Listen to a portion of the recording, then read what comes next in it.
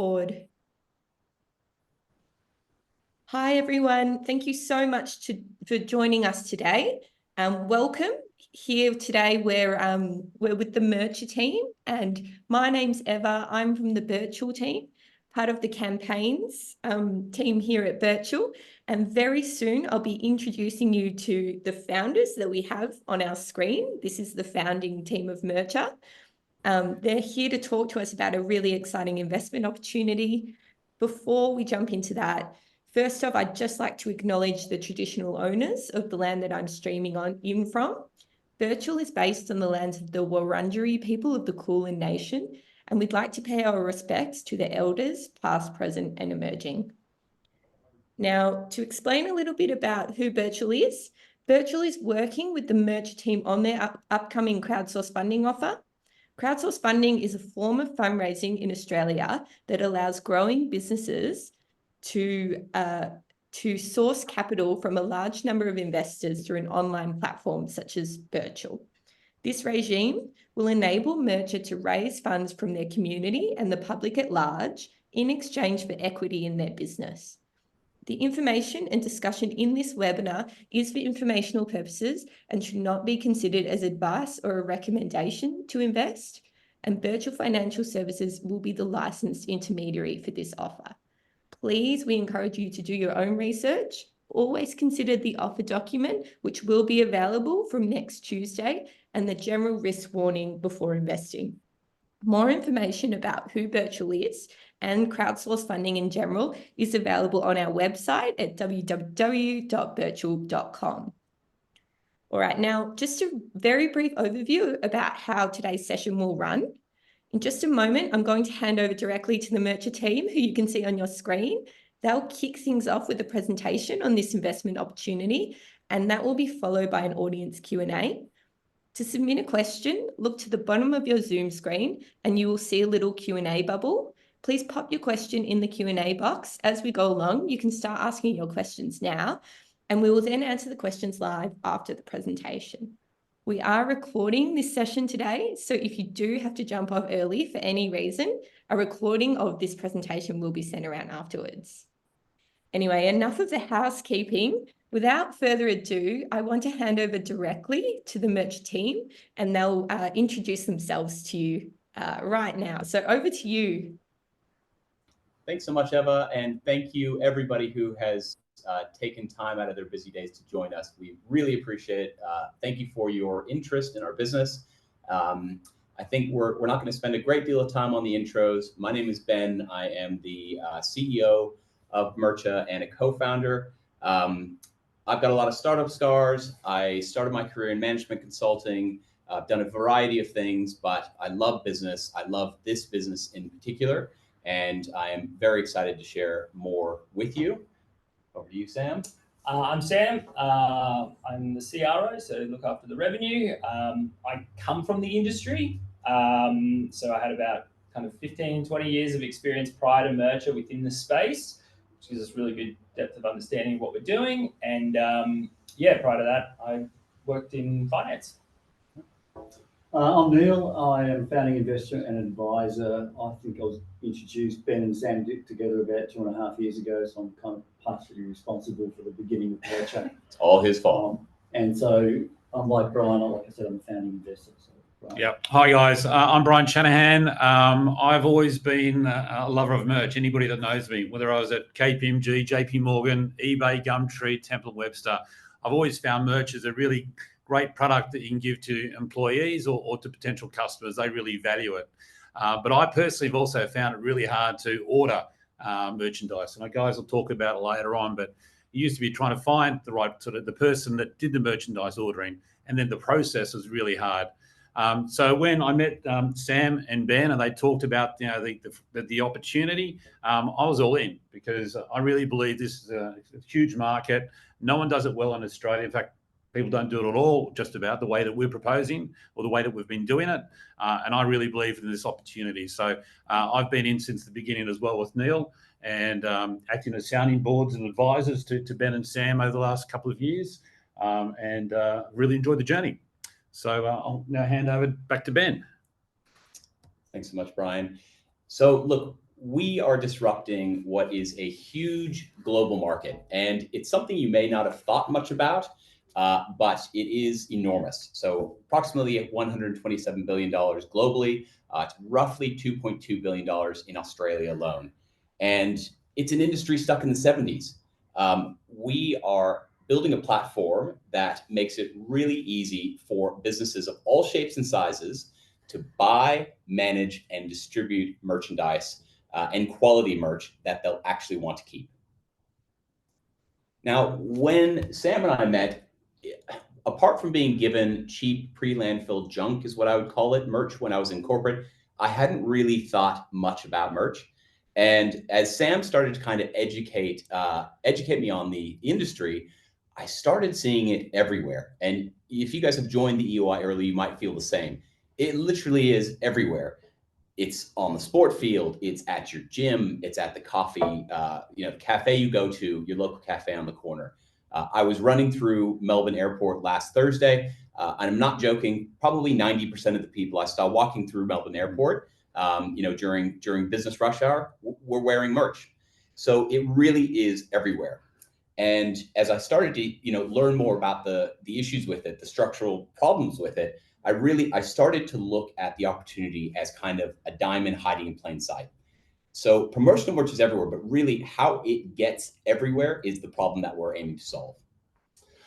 So as mentioned, I came from the industry, as well as some of our key team members are also sort of industry veterans. And it's a really fragmented network of distributors that supply this industry. So think of them like mom and pop shops back in the 90s in the retail phase.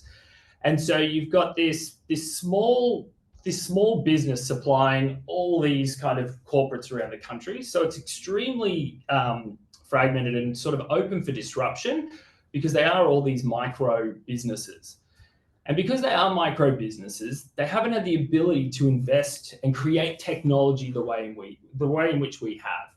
And so at the moment, merch is messy. There's a lot of back and forth. Even to do something basic has, like a 15-step process in it.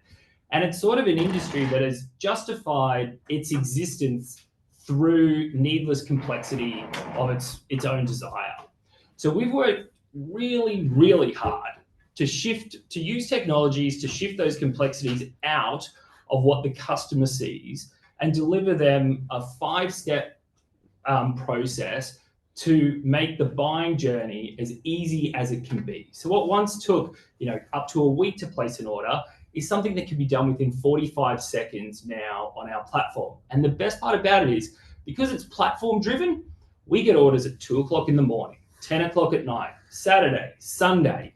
Previously, you needed someone on the other side of your computer to actually do the work and to take the inquiry or make the phone call back to you in order to do it. So we've sort of democratized the ability to order merch when it suits you. And our goal has always been really simple. It was to simplify the process, to automate the industry. And we think that that'll allow us to become the default platform in the space. And that works for businesses of all shapes and sizes. So in thinking about the market and the way the market is structured, what we're doing here is we're disrupting the distributor tier. And there are tens of thousands of these globally. There are about 1,300 of them in Australia alone. And they are largely small, unsophisticated players. They have built their businesses on phone, email, and literally, and I can't exaggerate, they literally drive around with station wagons full of merch, selling into the customers. We are the digital destination. We've built this platform to solve all of the problems that businesses have. And we want to be the place that people go to when they think of merch. And by doing that, we're meeting the needs of the millennials, they're digital natives, they think about being planet positive, and it's a disruption play for this industry. So this is something that's really important to all of us. We are all nature nerds. We all like being outdoors. And I know this is something that was a non-negotiable for me in the very beginning. One of my reservations about going into this business was the fact that 60 to 70% of merch ends up in landfill. It's a shocking amount. And no one is truly trying to offer what I'd say is a responsible or planet positive approach to this. It's not terribly difficult to do so. I'll give you an example. We had a radio station in Sydney. They called us up and they were asking for 250,000 plastic whistles for a New Year's Eve event. And, this was very early days. This is like our first 6 months MVP land. And we would have loved to have had the revenue, but we knew that those 250,000 whistles were going to end up in the bin. They were going to be thrown away by the first of the year. They were going to end up in the harbor, and we rejected the order.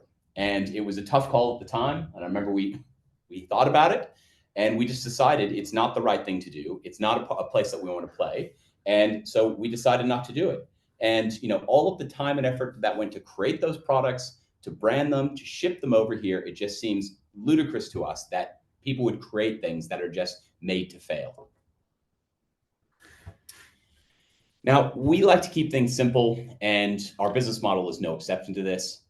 We have what I would argue is a world-class digital advertising discipline, which we've worked very hard and we continually test and refine to attract people to our website.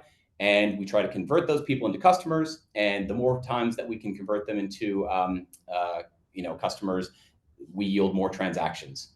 Very importantly, we just launched in May our first subscription SaaS revenue stream. And that is, if we think about where the evolution of the platform is going, most of the things and most of the problems that we're trying to solve for customers, they're services that they'll rely on continually. And so we've got a number of SaaS revenue streams that are built into our future plan. And that's ultimately where we're heading. And look, it's been going really well. I would say the life of an early stage startup is a hard one, but you have these little pat yourself on the back moments. When I look at these numbers, this is one of those moments for me. We only launched this MVP in February of 2022. We've only been in market for 2.5 years. And you can see some of the stats up there. We've delighted, thousands of customers. We've generated a lot of revenue. We've done a lot of orders. We've delivered a lot of merch. Importantly, we have a very high NPS score. So we're delighting customers as we're doing this. And then very importantly, just in the last year, in FY24, we grew 132% year on year to 2.9 million. So we've really only begun to unlock what I would say is a huge market opportunity. And this is, there are a lot of words on the screen, and I'm not going to go and read all the words to you, but I think, we are endeavoring to do a couple of things. We have built the best platform, we feel, and we will continue to listen to our customers and continue to build out that platform and make it better and better. And very importantly, we are obsessed by doing things that make great businesses great. And so you see a lot of the pieces up here, providing excellent customer service is something that every great business has to do. So we don't just take these bullet points as things that we, can tick the box for. We really believe that we are doing everything we can to make this great business great.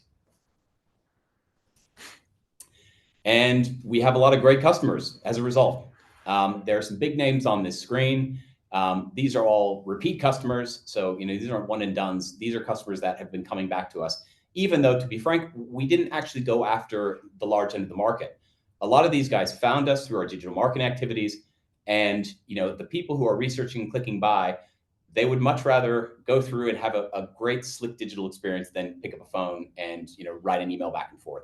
So there's some great businesses on here, but I'll share another thing that's made me immensely proud about this process, this CSF process, is a lot of the people that are on this call right now, on this webinar, a lot of people have signed up for the EOI that want to back us with their hard-earned dollars are our existing customers. And that makes me proud because they know how hard it used to be, and they know how much better we've made it, and they tell us this all the time. And we've had some interesting, conversations with, competitors, seeing some things that they've said.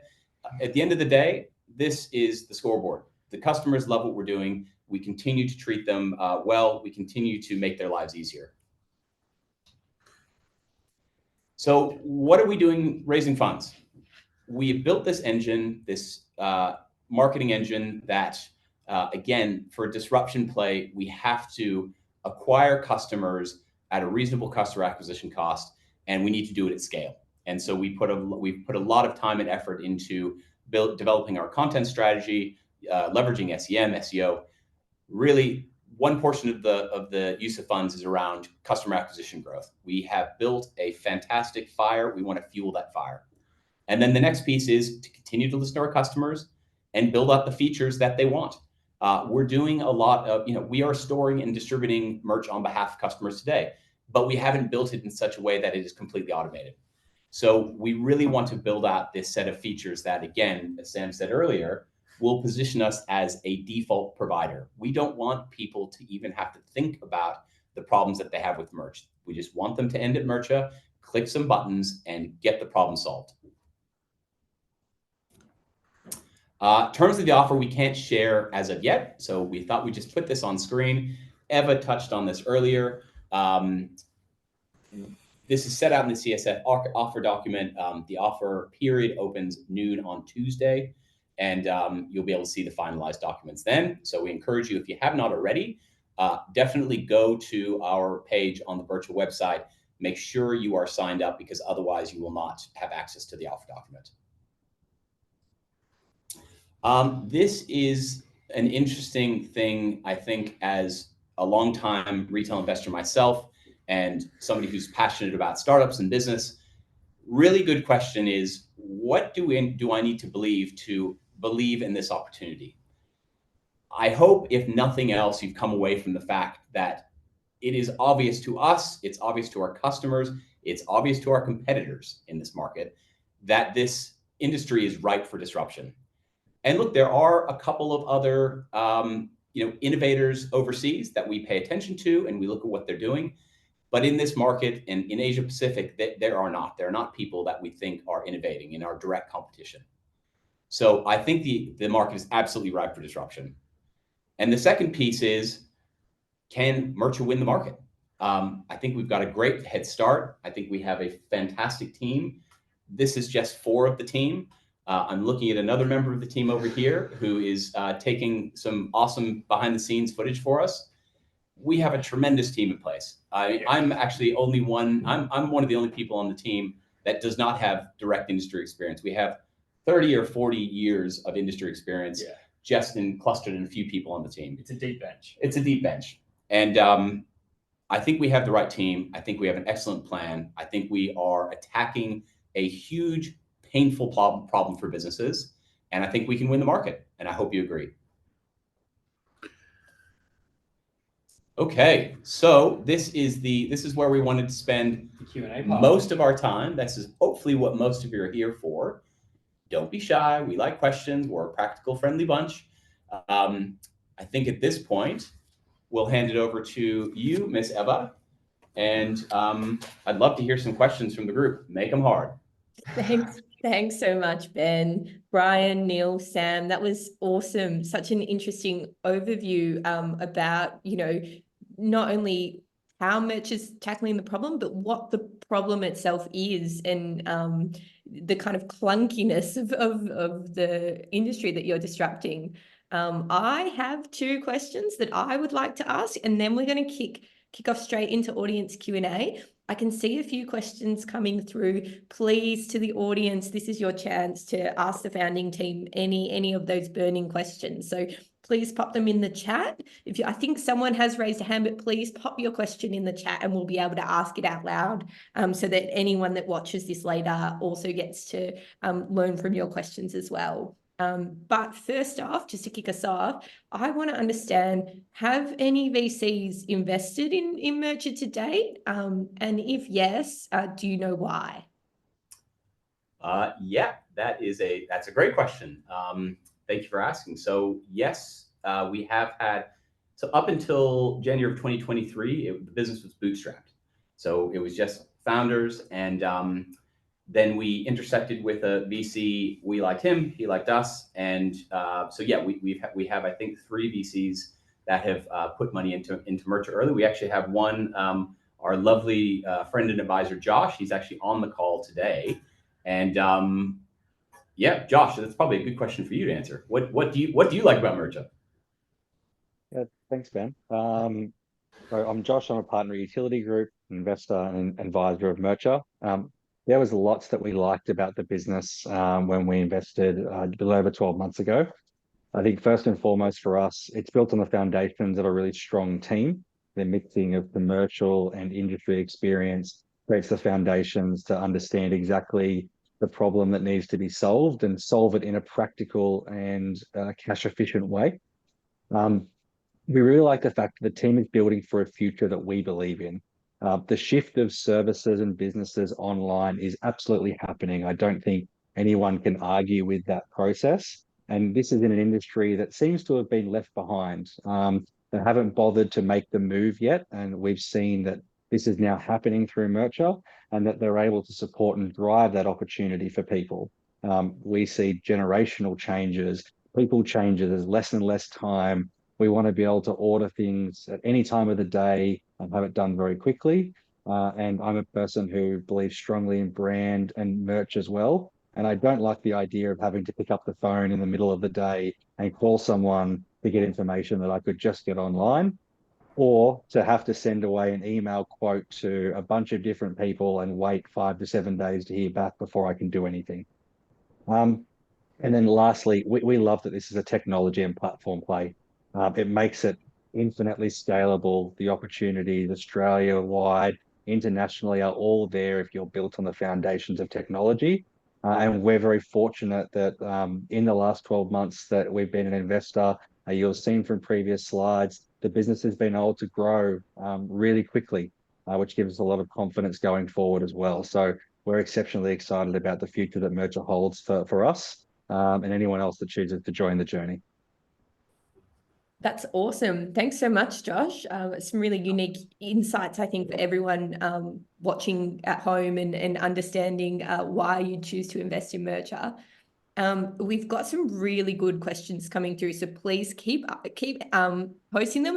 Now I'm going to start running through them. First question out to the Mercer team. Who do you see as your key competitors in Australia and globally? And importantly, what are your key points of differentiation? Why would a business use Mercer over Redbubble, Printify, Gelato, Sticker Mule? Yeah, so I can answer that given the knowledge of the competitor landscape. I think where in those examples that have been given, they're very focused on a very unique category within the broader merch as a category as a whole. So Sticker Mule, they do stickers and tote bags. Great. If I want t-shirts, I can't go to Sticker Mule. If I want anything outside of their limited range, it's a relatively limited offering. Redbubble, if I'm a 16-year-old graphic designer and I want to make my own t-shirt, it's a fantastic offering to do 10 tees as a one-off that I want to sell to my friends. So where those businesses sit is a little bit more in a very niche spot that is also applicable to outside of B2B. There's probably a lot of B2C in there. Even with Printify, you can call on one-offs, whereas we're very much more focused on the B2B section of the market. And the beauty of that is it actually ratchets up our average order value because the baskets that we're producing have the basket of goods that people are ordering are actually quite a lot wider than those really narrow focused of, a 16-year-old guy that wants to do a retail t-shirt run. Printify is a fantastic offering for them. Whereas if you're a corporate that has an event and you want 300 tote bags with caps, bottles, pens, notebooks, we are hands down the easiest way to order that on the planet. Yeah.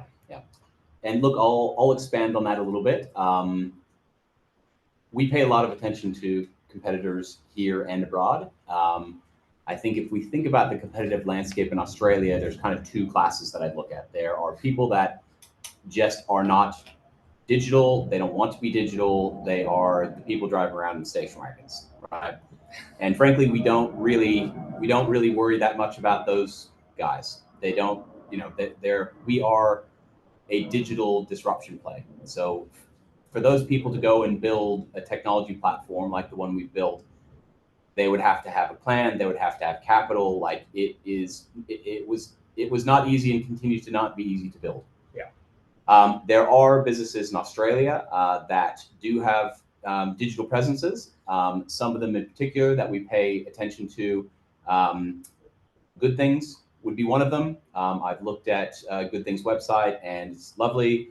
I know though, my understanding is, just reverting back to the example of the whistles, I don't think they would have turned down that order. So that is a point of differentiation. I think that is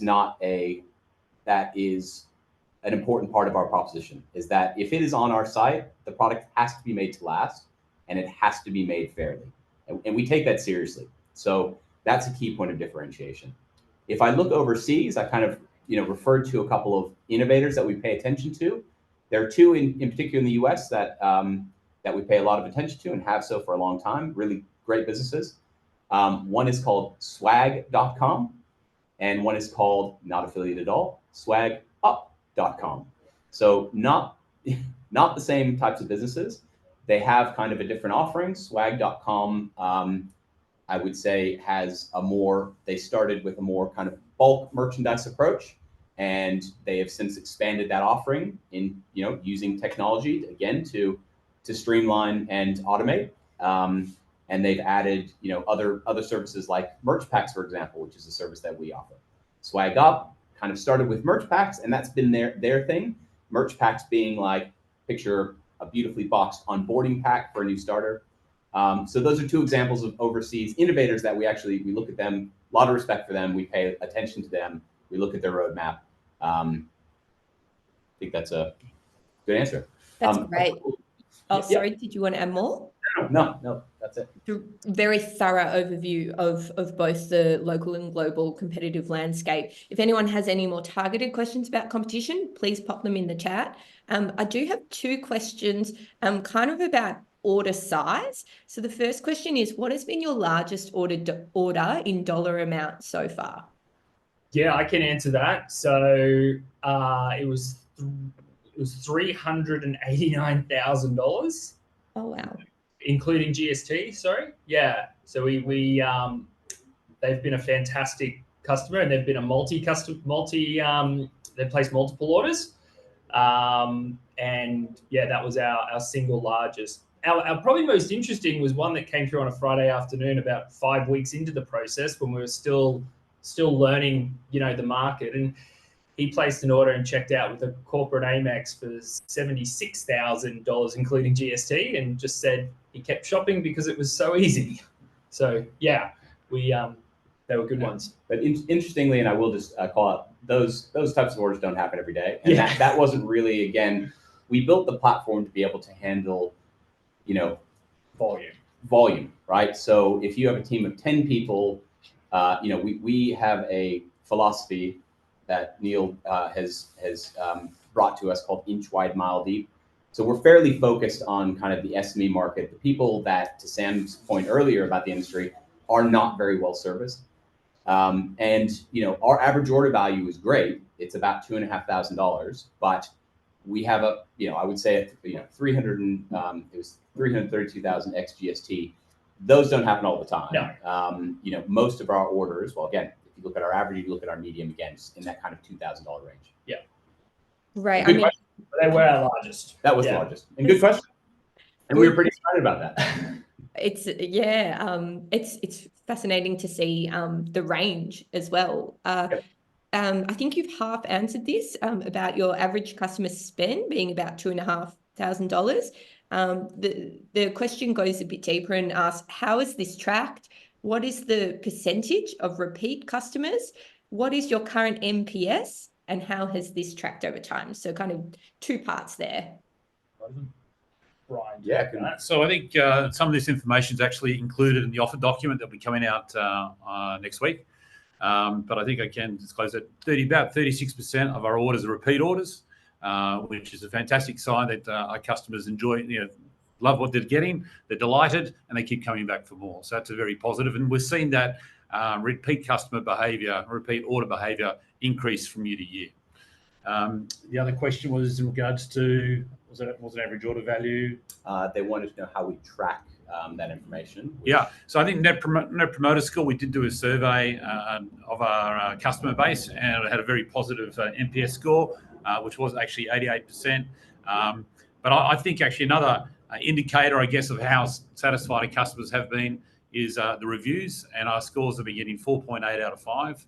And that's probably equivalent to 5 to 10% of our customers have given us a review and given us a score of 4.8 out of 5, which I think is fabulous and demonstrates we're heading in the right direction. Yeah, and that is tracked. I mean, you can go on our website right now, you can click on the reviews tab, and you can see they are verified customer reviews, as in reviews can often be a game for people.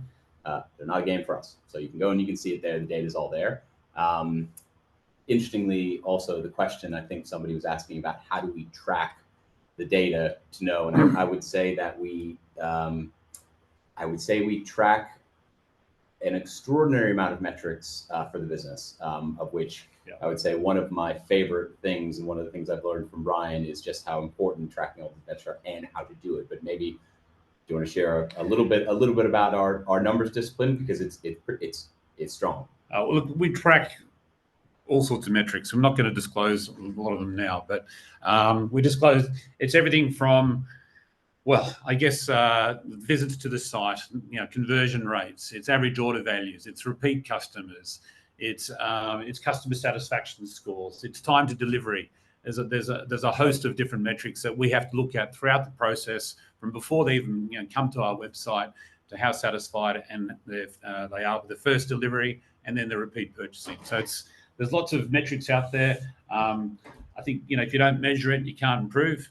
So we measure. We have metrics across the system, and the guys do a fabulous job addressing those metrics when they're up and down, and that's what allowed us to deliver such great revenue returns. And I'll just share. I mean, we go through these numbers as a founding team. We go through them every Monday morning. So without fail, come hell or high water, we pull all of our data. We pull it from all of the various sources, from Google, from Bing, from Shopify, which is our current POS system. So we pull all of this data in. We have a number of we have a spreadsheet that has a number of tabs that tracks and manages a few things.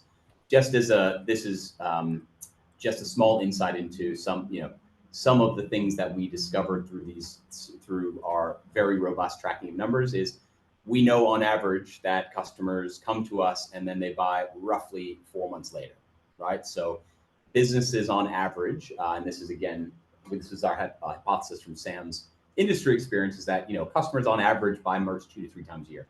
We have some customers who order from us twice a month, but on average it's about 2 to 3 times a year. But we now have, rather than having a hypothesis, we know almost down to the day that this is when they order. So we have a little notice that goes out to those people saying, hey, just checking in, how's your merch going? So there are things that we can do that are data driven to help repeat orders and retention. That's just one example. Yeah, we love numbers. That's great, team. This is a really interesting question. Now, you've clearly solved a lot of challenges in this space. What's a problem that you haven't solved yet? Yeah, I can answer that because there's a few, and it's essentially where we focused the business where we focused our first bit of attention was in the transaction, was digitalizing the transaction for the brands and for the customers. Because if we can't digitalize the transaction element, because people don't want it, they want to get a catalog email to them, or they want to get a phone call or an inquiry or go and have a coffee with someone, there's no point in taking the business any further. But after seeing the traction we've got at the transaction element, now what we're doing, and that's what part of the raise is for, is to move further up the service or the value stream for those auxiliary services that are associated with merch. So one of the things that we thought we were kind of the smartest people in the room on was killing the quote, so that people could just check out at the start. So we didn't have an ability to get instant pricing. It turns out that our buyers are typically early-ish, sort of mid to early part of their career, and so they do the work, they don't control the budget. So they've got to go to someone to say, hey, can I order these 2,000 drink dollars? So the quote is actually really important. And right now the quote goes out in a a satisfactory sort of way. We don't comparing it to other parts of the industry.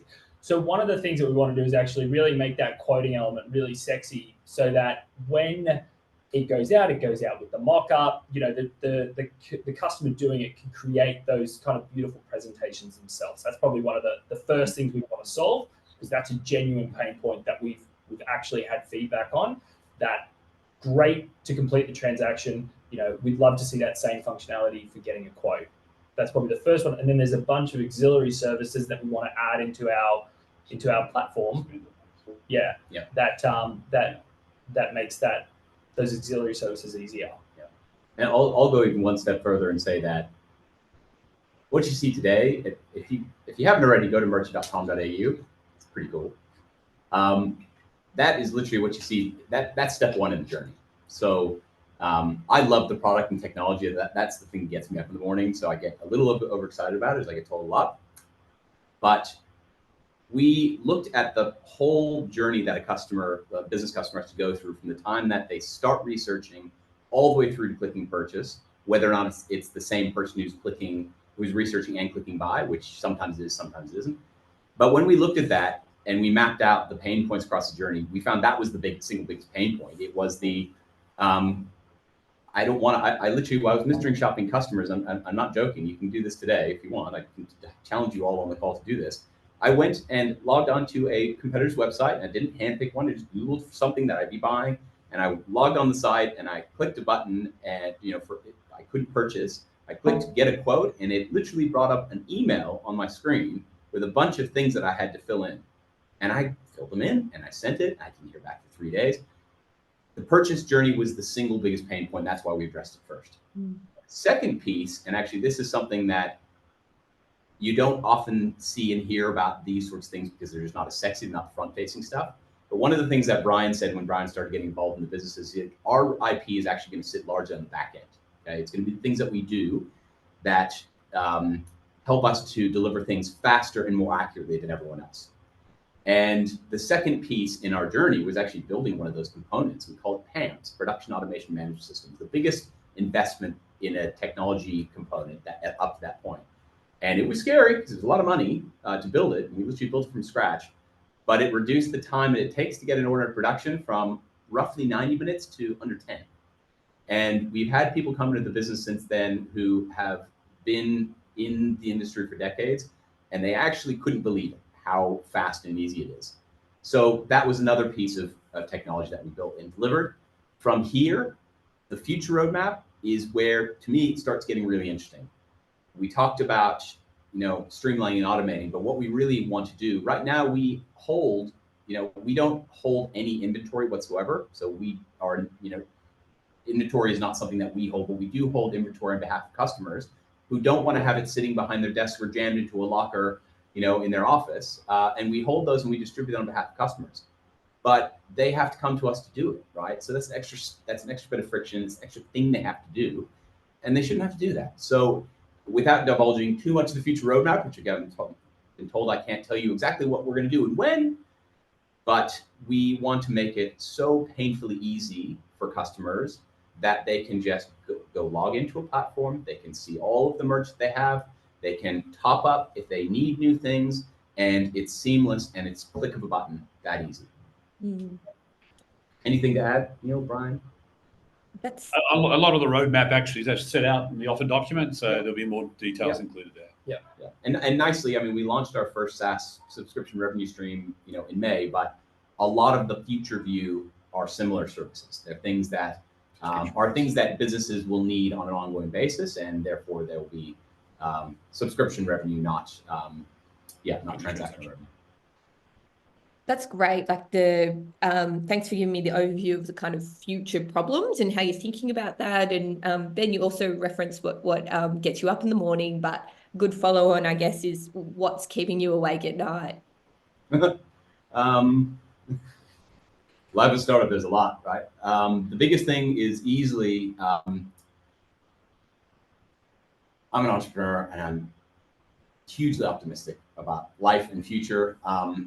This opportunity to me is massive. Otherwise, I wouldn't have embarked on this journey. I think it is ours to win. We have started, and made good traction, and we're growing rapidly as a result, we have built this hot burning fire, and we need to put more fuel in the fire and keep building. If we don't do these things, somebody else will do them.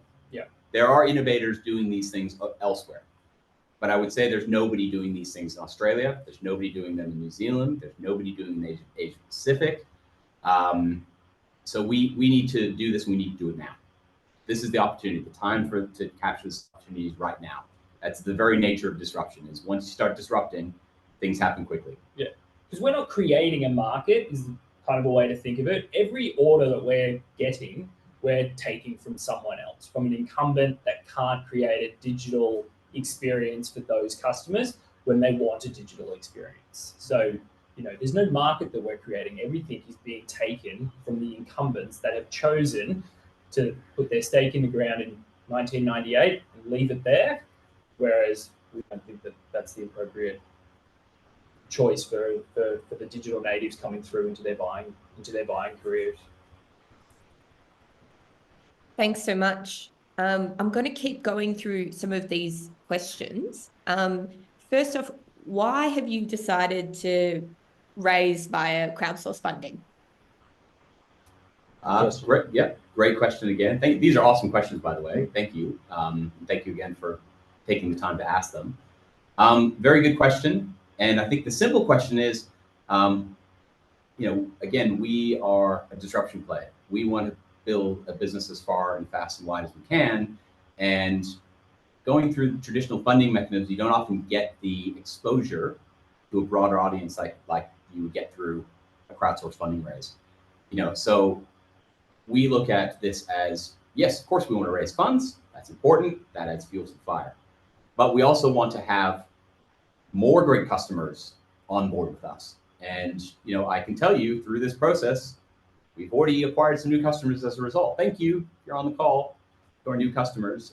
So it's a different way of thinking about the goals of your crowdsourced funding raise. It is one part getting the funds, it's another part us elevating our profile and we get the advocates and getting advocates that are going to be excited to talk about us and hopefully use us in their business. And if they don't, then they're missing out. Thanks for that. Okay, so the team seem well versed in the merchandise industry as a primarily tech platform business. Can you give us an overview of your experience as a team in technology? Is there an in-house CTO or development team, or is it outsourced? Good question. Very good question. It is outsourced. So at this stage, and I think this is an acknowledged thing that as we continue to go down this path, and I would say in particular the pathway that we're going down from here, we will need to have a dedicated technology person in-house. We have a number of great partners that do have a lot of technology expertise, and I would say that our two dev teams that we use, they're great and very helpful. But I think it's always been our goal to get to the point where we have our own in-house technology team, and it's part of the use of funds. And it's largely, if we raise at a certain level, that unlocks the ability to bring somebody in-house. But we're constantly, regardless, we do have great development resources. Like my background is in technology. I started my career working on huge technology, $100 million systems integration projects in the US. So I can understand enough to be dangerous. You can write a line of code, probably badly now. But we really need somebody who is in-house on the team that is the CTO that's driving the future tech. Because to me, that's where the business is going. Yeah. Awesome. Thank you. Do you want to give us a bit of a sense of how many full-time people are currently in your team, and where is your head office based? Yeah. Good question. So full-time people, we've got Ben and myself. We've also got two other people up in Brisbane, where our head office is based. We've got another person down in Melbourne, who's sitting in the corner, who's our marketing growth magician. And then to help with some of the auxiliary services for the platform, we've got 4 full-time people based in the Philippines that help us with a number of different back-end elements to keep the platform running and the orders pumping through as quickly as they can. Yeah, so it's a small team. It's a small team, and that's one of the benefits of a technology business. Is, you know, that's why we were able to grow year on year without really adding much operational. I mean, our operational costs actually went down as a percent of revenue in the last year, and you know, it's a pretty lean team, and it's, you know, we don't need a huge amount of bodies to keep the engine running. Yeah, which is Keep good. the lights on, so to speak. We do know that from kind of industry connections that there have been questions how we can achieve the revenue that we have with the people that we have. That's quite an interesting one that I've heard. Yeah. Which I would say is PAMS, which is the secret source of the business. Well, it's partially PAMS, but it's also our people are all rock stars. They're all rock stars. So, you know, we have a team full of rock stars, and we don't intend to have anybody on the team who is not a rock star. So having rock stars helps too, and everybody on the team is not just, you know, we don't have anybody just sitting there for getting a paycheck. Yeah, everybody on the team is passionate about the business. It is, I mean, in my position, by far the most important and powerful piece of what we have actually is the team we have. That's awesome to hear. Hugely grateful. Yeah, that's great. I mean, yeah, it's been an absolute pleasure getting to know everyone across your team.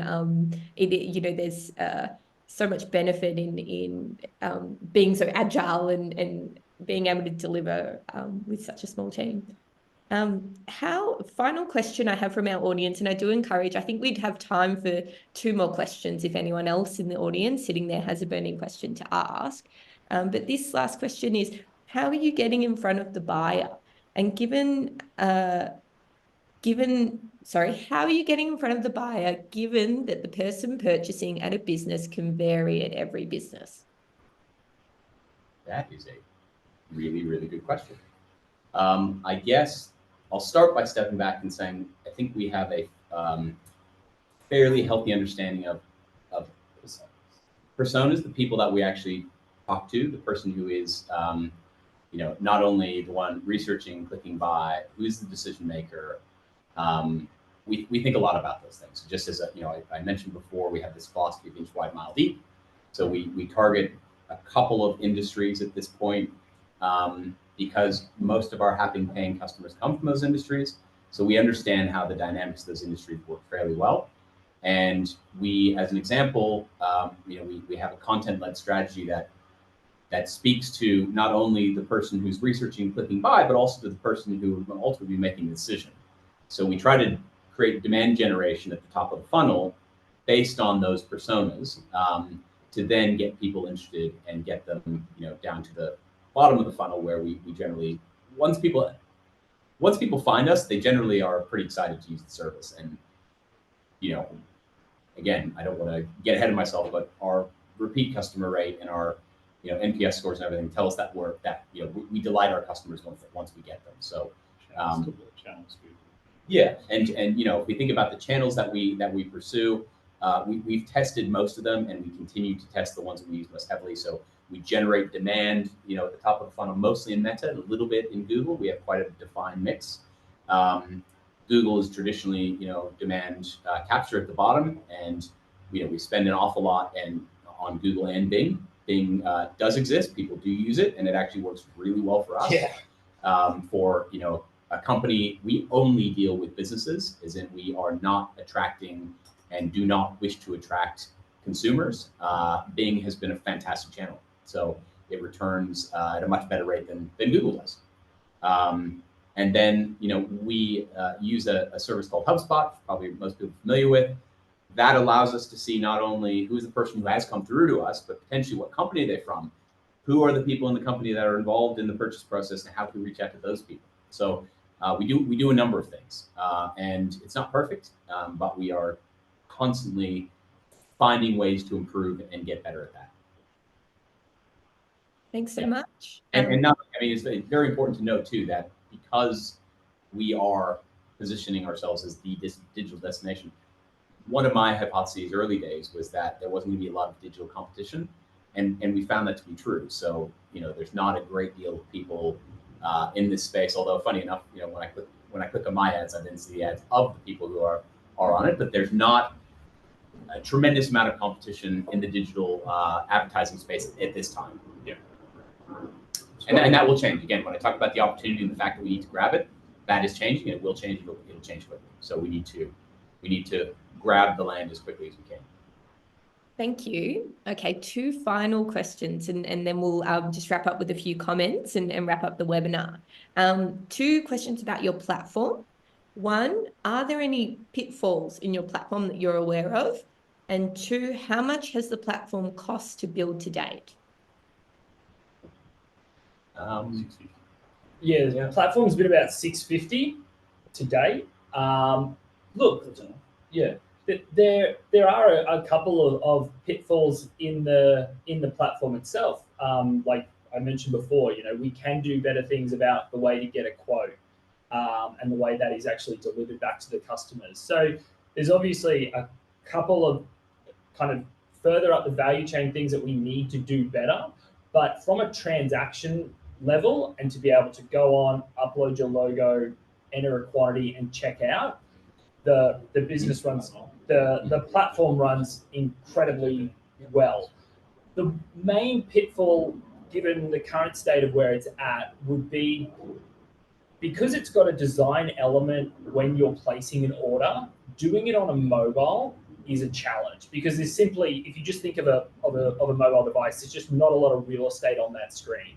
So if you've got a logo that you're trying to place on a drink bottle, there's not a lot of display space for that mock-up to actually look as well as what it's going to look when you're on a desktop, laptop, or when you get the physical product. So there are some challenges at a mobile level. Most people don't keep their company logo on their phone anyways. So that's the challenge from a mobile perspective, is the real estate available for the what you've got to do to check out. And again, Sam mentioned the quote piece already. We thought we were doing people a favor by killing the quote, but a lot of people still need it, right? So if you're placing an order and you have to go get it approved from your manager, you probably want to see multiple different price points, et cetera. So I'll be honest, the instant quote function that we have on the site today, it works, it provides an answer, but it sends I would argue, the ugliest email that we send, and we need to make that better. Like, that's an important part of the process. So look, I think there's always things that we want to improve and make better.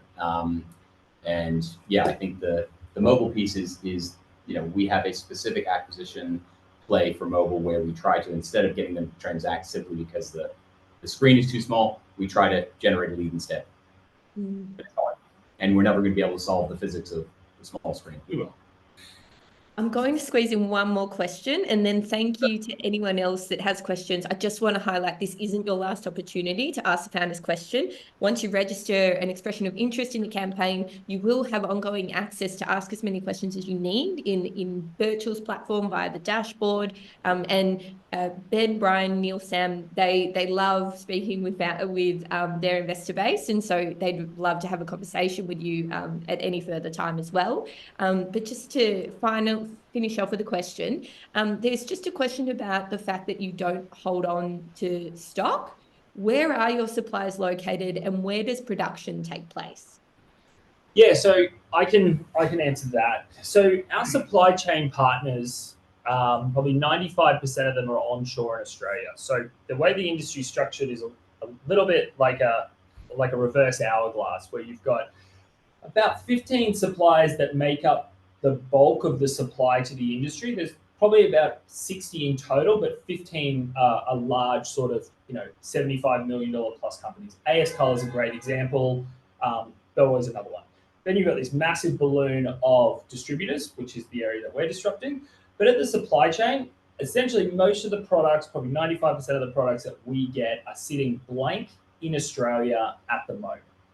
And so we either partner with the blank goods provider, like AS Colour, and we've got a supply chain partner that does the decoration, and then it goes from AS Colour decorated to the customer, or we've got some supply chain partners that do in-house decoration. So, you know, it could go within their facility, it goes from, and High Sierra Backpacks is an example, it goes from the backpack, they decorate it in-house and send it directly to the customer. So we don't have sort of any inventory risk, because, and it's by design, because you've got to have extremely deep pools of inventory to make it all work.